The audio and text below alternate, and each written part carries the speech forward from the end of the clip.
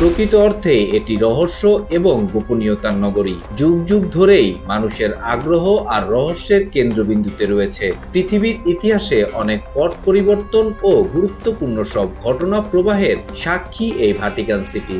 আর Vatican সিটির ভিতরে সবচেয়ে রহস্যের জায়গাটি হলো ভাটিকান সিটি আর্কাইভ বা সংগ্রহশালা।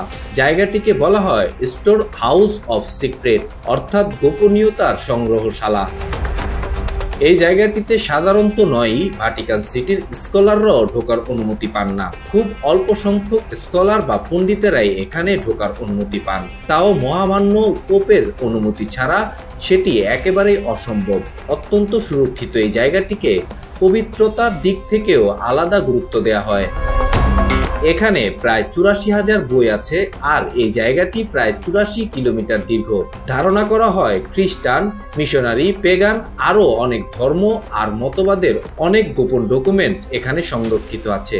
কিন্তু সাধারণ মানুষের এই গ্রন্থাগারে প্রবেশাধিকার নেই। ভাটিকান সিটির আইন অমান্য করা বা গ্রন্থাগারের গোপনীয়তা ভাঙার চেষ্টা কেউ এখনো করেনি। তাই গোপনীয়তাই ভাটিকান সিটির সবচেয়ে বড় রহস্য।